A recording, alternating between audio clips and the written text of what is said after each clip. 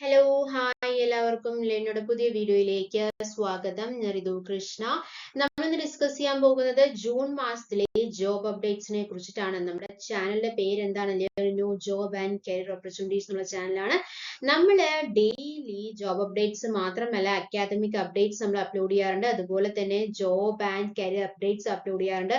അതുകൊണ്ടാണ് നമ്മുടെ ചാനൽ നിങ്ങൾ സബ്സ്ക്രൈബ് ചെയ്യാൻ നമ്മൾ പറയുന്നത്. Why do I ask you to subscribe? എന്തുകൊണ്ട് നമ്മുടെ ചാനൽ സബ്സ്ക്രൈബ് ചെയ്യണമെന്ന് ചോദിച്ചു കഴിഞ്ഞാൽ എന്താണ് കാരണം? ഡെയിലി അക്കാദമിക് അപ്ഡേറ്റ്സ് അപ്ലോഡ് ചെയ്യുന്നുണ്ട്, job and career updates upload ചെയ്യുന്നുണ്ട്. അതുകൊണ്ട് സബ്സ്ക്രൈബ് ചെയ്തില്ലെങ്കിൽ വലിയൊരു നഷ്ടമായിരിക്കും അല്ലെ. അപ്പൊ നമ്മൾ ഇന്ന് വന്നിട്ടുള്ളത് UPSCയുടെ ഒരുപാട് വേക്കൻസീസ് വന്നിട്ടുണ്ട്. UPSCയിൽ NDAയില് 406 വേക്കൻസീസ് ആണ് വന്നിട്ടുള്ളത്. കര നാവിക വ്യോമസേനകളിലെ 406 ഒഴിവിലേക്ക് യൂണിയൻ പബ്ലിക് സർവീസ് കമ്മീഷൻ അപേക്ഷ ക്ഷണിച്ചിട്ടുണ്ട് കേട്ടോ. അപ്പൊ എക്സാം ഡേറ്റ് സെപ്റ്റംബർ 14-നാണ്. അൺമാരീഡ് വുമനും മെന്നും ഇതിലേക്ക് അപ്ലൈ ചെയ്യാനായിട്ട് പറ്റും. അപ്ലൈ ചെയ്യേണ്ട ലാസ്റ്റ് ഡേറ്റ് എന്ന് പറയുന്നത് 2025 ജൂൺ 17-നാണ് അപ്ലൈ ചെയ്യേണ്ടത്. വേക്കൻസീസ് 406 വേക്കൻസീസ് ആണുള്ളത്. NDA army 208 vacancies, air force 120, navy 42, naval academy 36. അത് +2 കേഡറ്റ് എൻട്രി സ്കീമാണ് വരുന്നത്. നാഷണൽ ഡിഫൻസ് അക്കാദമിയിൽ ആർമി ആണെങ്കിൽ +2 ഇക്വാലന്റ് ആണ്. National defence academy, air force, naval wing, naval academy +2 cadet entry scheme ആണെങ്കിൽ +2 equivalent to +2 examination with physics, chemistry and maths എന്നാണ് പറഞ്ഞിരിക്കുന്നത് അല്ലെ. അതെന്താണ് പറഞ്ഞിട്ടുള്ളത്? കര നാവിക വ്യോമസേനകളിലെ 406 ഒഴിവിലേക്ക് UPSC അപേക്ഷ ക്ഷണിച്ചിട്ടുണ്ട് അല്ലെ. സെപ്റ്റംബർ 14 നടത്തുന്ന national defence academy and naval academy പരീക്ഷ മുഖേനയാണ് തെരഞ്ഞെടുപ്പ് ഉണ്ടായിരിക്കുക. അപ്പൊ എക്സാം ഡേറ്റ് സെപ്റ്റംബർ 14-നാണ്. NDAയുടെ ആർമി, നേവി, എയർഫോഴ്സ് വിഭാഗങ്ങളിലെ 156-ാം കോഴ്സിലേക്കും നേവൽ അക്കാദമിയുടെ 118-ാം കോഴ്സിലേക്കുമാണ് പ്രവേശനം ഉണ്ടായിരിക്കുക. അവിവാഹിതരായ പുരുഷന്മാർക്കും വനിതകൾക്കുമാണ് അവസരം ഉണ്ടായിരിക്കുന്നത്. ജൂൺ 17 വരെ ഓൺലൈനായിട്ട് അപേക്ഷിക്കാവുന്നതാണ്. വേക്കൻസീസ് നമ്മൾ പറഞ്ഞു 406 വേക്കൻസീസ് ആണെന്ന് പറഞ്ഞു. അതിൽ കരസേന 208 അല്ലെ, ആർമിയിൽ 208, വ്യോമസേന 120, നാവികസേന 42, നേവൽ അക്കാദമി 36 അല്ലെ. പ്രായം 2007 ജനുവരി 2-ന് മുൻപും 2010 ജനുവരി 1-ന് ശേഷവും ജനിച്ചവരാകരുത് എന്ന് പറഞ്ഞിട്ടുണ്ട്. 2007 ജനുവരി 2-ന് മുൻപും 2010 ജനുവരി 1-ന് ശേഷവും ജനിച്ചവരാകരുത്. യോഗ്യത എന്താണ് പറയുന്നത് എന്ന് നോക്കാം. ഇതിന്റെ യോഗ്യത എന്ന് പറയുന്നത് എന്താണെന്ന് നോക്കാം. ഇതില് നാഷണൽ ഡിഫൻസ് അക്കാദമി +2 ആണ് മെയിൻ ആയിട്ട് പറയുന്നത്. +2 അല്ലെങ്കിൽ അതിന്റെ ഇക്വാലൻസ് ആണ് പറയുന്നത്. നാഷണൽ ഡിഫൻസ് അക്കാദമിയുടെ എയർഫോഴ്സ്, നേവൽ വിംഗ്, നേവൽ അക്കാദമിയുടെ +2 കേഡറ്റ് എൻട്രി സ്കീം ഉണ്ടായിരിക്കും. ഫിസിക്സും കെമിസ്ട്രിയും മാത്തമാറ്റിക്സും പഠിച്ചിട്ട് +2 തത്തുല്യം അതാണ് വേണ്ടത്. +2 പരീക്ഷ എഴുതുന്നവർക്കും ഫലം കാക്കുന്നവർക്കും അപേക്ഷിക്കാവുന്നതാണ്. ഇവർ 2026 ജൂൺ 10-ന് മുൻപ് യോഗ്യതാ രേഖ ഹാജരാക്കേണ്ടതുണ്ട്. 2026 ജൂൺ 10-ന് മുൻപ് യോഗ്യതാ രേഖ ഹാജരാക്കണം. മുൻപ് CPSS, PABT പരീക്ഷകളിൽ പരാജയപ്പെട്ടവരെ വ്യോമസേനയിലേക്ക് പരിഗണിക്കില്ല എന്നുള്ള കാര്യം കൂടി അറിഞ്ഞിരിക്കണം. ശാരീരിക യോഗ്യത സംബന്ധിച്ചുള്ള വിവരങ്ങൾ വെബ്സൈറ്റിൽ വിജ്ഞാപനം നോക്കിയാൽ മതിയാകും. ഇതിന്റെ സെലക്ഷൻ പ്രോസസ്സ് എന്താന്ന് വെച്ച് കഴിഞ്ഞാൽ റിട്ടൺ എക്സാമിലായിരിക്കും. It is based on written text and interview അല്ലെ.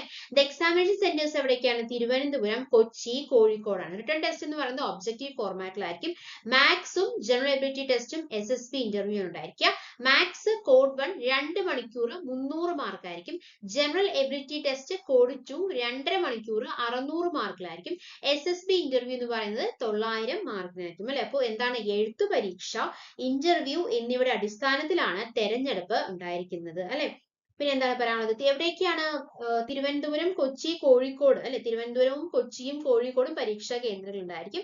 മാത്തമാറ്റിക്സ് ആണെങ്കിൽ കോഡ് 1 2.5 മണിക്കൂർ 300 മാർക്ക്. ജനറൽ എബിലിറ്റി ടെസ്റ്റ് ആണെങ്കിൽ കോഡ് 2 2.5 മണിക്കൂർ 2.5 മണിക്കൂർ ഉണ്ട് കേട്ടോ. ഏത്?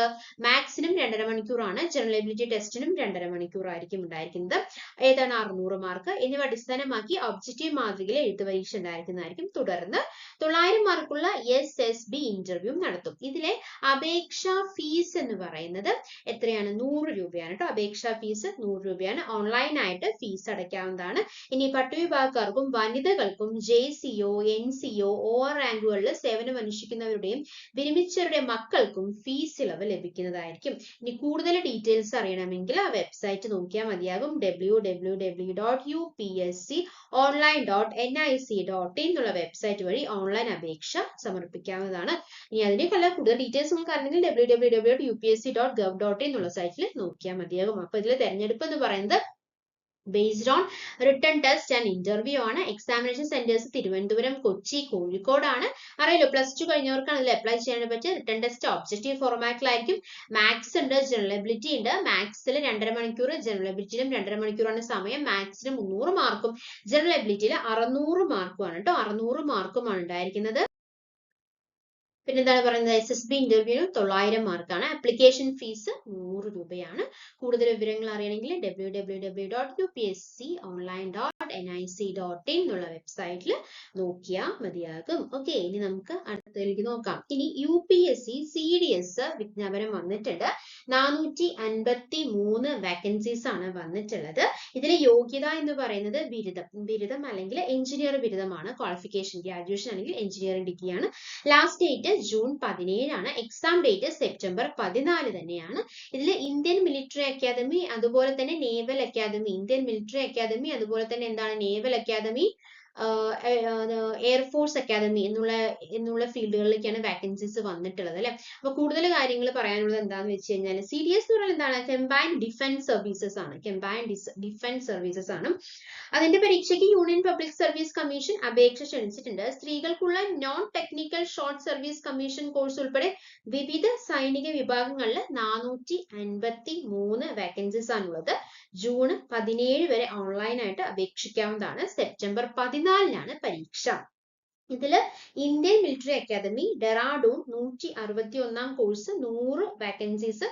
NCC സർട്ടിഫിക്കറ്റ് ഉള്ളവർക്ക് എന്താണ് 13 വാക്കൻസീസ് ആണ് ഉള്ളത്. അതുപോലെ തന്നെ നേവൽ അക്കാദമിയിൽ 7 അല്ലെ. എക്സിക്യൂട്ടീവ് ജനറൽ സർവീസ് 26 വാക്കൻസീസ് ആണുള്ളത്, including 6 vacancies reserve for NCC C certificate. Air force academy ഹൈദരാബാദിൽ 220 വാക്കൻസീസ് ആണുള്ളത്. 32 vacancies including 3 vacancies reserve for NCC C certificate air wing. ഇപ്പൊ ഇങ്ങനെയാണ് വാക്കൻസീസ് വന്നിട്ടുള്ളത്. ഇതിലുണ്ടല്ലോ എഞ്ചിനീയർ, അതായത് ഇന്ത്യൻ മിലിറ്ററി അക്കാദമിയിൽ അപ്ലൈ ചെയ്യണമെങ്കിൽ യോഗ്യത എന്ന് പറയുന്നത് ഡിഗ്രി മതിയാകും. ഇന്ത്യൻ മിലിറ്ററി അക്കാദമിയിൽ യോഗ്യത എന്ന് പറയുന്നത് ഡിഗ്രിയാണ്. ഇതിൽ അപ്ലൈ ചെയ്യുമ്പോൾ ശ്രദ്ധിക്കേണ്ട കാര്യങ്ങൾ എന്താണെന്ന് വെച്ചാൽ അവിവാഹിതരായ പുരുഷന്മാർക്കാണ് ഇതിലേക്ക് അപേക്ഷിക്കാനായിട്ട് സാധിക്കുക. 2002 ജൂലൈ 2 മുൻപും ജൂലൈ 2 മുൻപും 2007 ജൂലൈ 1 ശേഷവും ജനിച്ചവരാകരുത് എന്ന് പറഞ്ഞിട്ടുണ്ട്. ഇതിന്റെ യോഗ്യത ഡിഗ്രിയാണ് കേട്ടോ. ഇനി അടുത്തത് നേവൽ അക്കാദമി ആണെങ്കിൽ 7 അല്ലെ, എന്താ എക്സിക്യൂട്ടീവ് ജനറൽ സർവീസ് പോസ്റ്റ് ആണ്. അതിൽ അവിവാഹിതരായ പുരുഷന്മാർക്കാണ് അവസരം. 2002 ജൂലൈ 2 മുൻപും 2007 ജൂലൈ 1 ശേഷവും ജനിച്ചവരാകരുത്. എന്നാൽ ഇതിലെ യോഗ്യത എന്ന് പറയുന്നത് എഞ്ചിനീയറിംഗ് ബിരുദമാണ്. അപ്പോൾ ഇന്ത്യൻ മിലിറ്ററി അക്കാദമിയിൽ ഡിഗ്രി മതി, എന്നാൽ നേവൽ അക്കാദമിയിൽ എന്താണ് എഞ്ചിനീയറിംഗ് വേണമെന്ന് പറഞ്ഞിട്ടുണ്ട്. ഇനി എയർഫോഴ്സ് അക്കാദമി ഹൈദരാബാദ് അല്ലെ, അതിൽ പറഞ്ഞിരിക്കുന്ന പ്രായം 20 to 24 വയസ്സുള്ളവർക്കാണ് അതിൽ അപ്ലൈ ചെയ്യാനായിട്ട് സാധിക്കുന്നത്. ഇനി കൊമേഴ്ഷ്യൽ പൈലറ്റ് ലൈസൻസ് ഉള്ളവർക്ക് 26 വയസ്സ് വരെ ആകാമെന്ന് പറഞ്ഞിട്ടുണ്ട്. 25 താഴെ പ്രായമുള്ള അപേക്ഷകർ അവിവാഹിതരായിരിക്കണം എന്ന് പറഞ്ഞിട്ടുണ്ട്. യോഗ്യത ഇതിൽ ബിരുദമാണ്.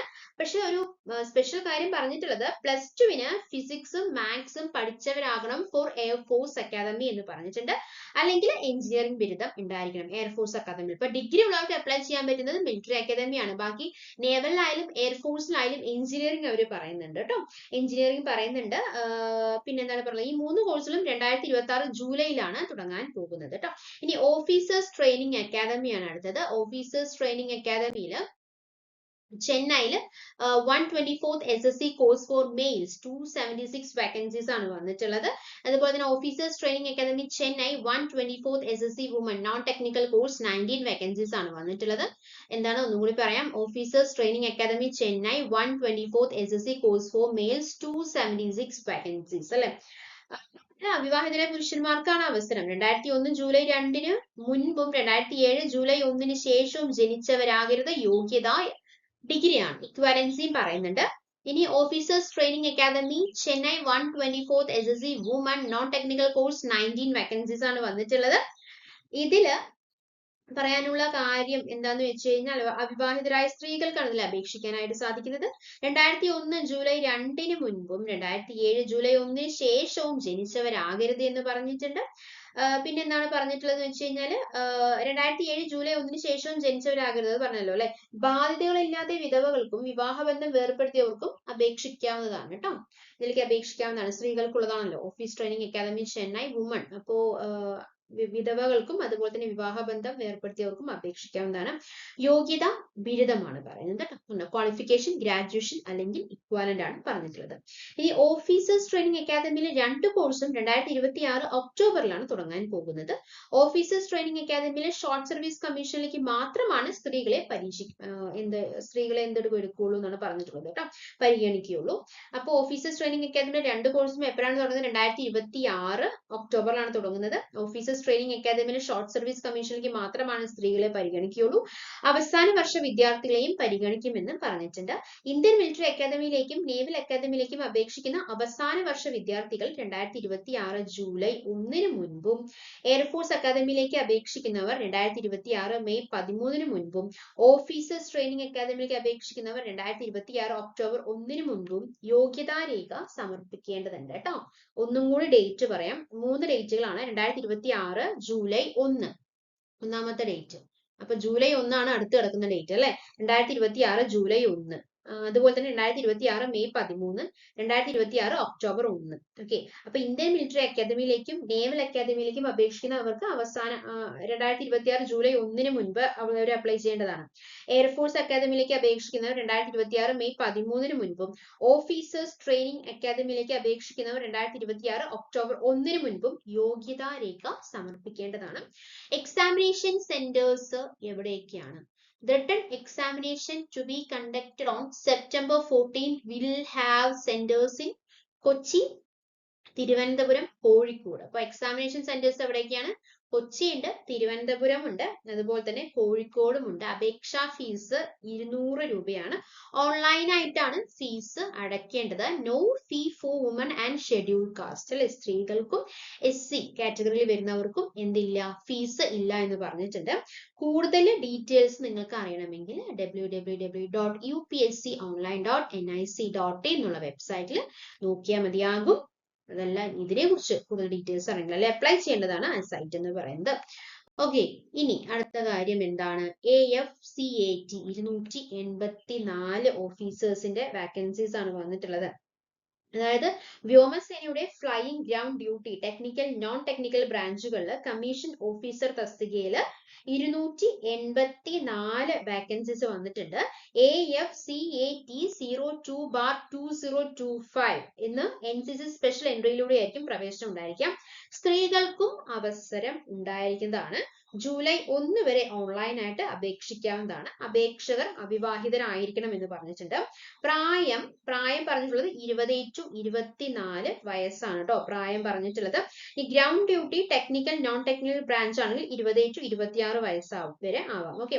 ഇനി ഇതിന്റെ പരിശീലനം 2026 ജൂലൈയിൽ ഹൈദരാബാദിലായിരിക്കും പരിശീലനം ആരംഭിക്കുന്നത്. അപ്പോൾ commission reserve officer in flying and ground duty എന്ന് വന്നിട്ടുള്ളത് technical and non technical branches of the ആം ഫോഴ്സസ് ആണ്. ഈ AFCAT 02/2025 entry is through NSS special entry വഴിയായിരിക്കും. വുമൻസ് എലിജിബിൾ ആണ് അല്ലെ, വിമൻ എലിജിബിൾ ആണ്, വിമൻസ് എന്ന് പറയില്ല അല്ലെ. Applications can be made online till July 1. Applicants must be unmarried. Age എന്ന് പറയുന്നത് 20-24 വയസ്സ് വരെ ആയിരിക്കണം എന്ന് പറഞ്ഞിട്ടുണ്ട്. ഓക്കെ. ഇതില് എന്തൊക്കെയാണ് പറഞ്ഞിട്ടുള്ളത്? കൂടുതൽ കാര്യങ്ങൾ എന്ന് പറഞ്ഞാൽ സാലറിയാണ്. സാലറി സ്കെയില് ഫ്ലൈയിങ് ഓഫീസറിന് 56,100 രൂപ തൊട്ട് 1,77,500 രൂപ വരെ പ്രൊവൈഡ് ചെയ്യുന്നുണ്ട് കേട്ടോ AFCAT. അപ്പൊ അതില് പരിശീലന സമയത്ത് തന്നെ ഫ്ലൈറ്റ് കേഡറ്റുകൾക്ക് 56,100 രൂപ സ്റ്റാർട്ട് ചെയ്യുന്നുണ്ട്. ഓക്കെ. അപ്പോ ട്രെയിനിങ് സമയത്ത് തന്നെ ഈ സാലറി അവര് പ്രൊവൈഡ് ചെയ്യുന്നുണ്ട്. അപ്പൊ നല്ല സാലറിയാണ്.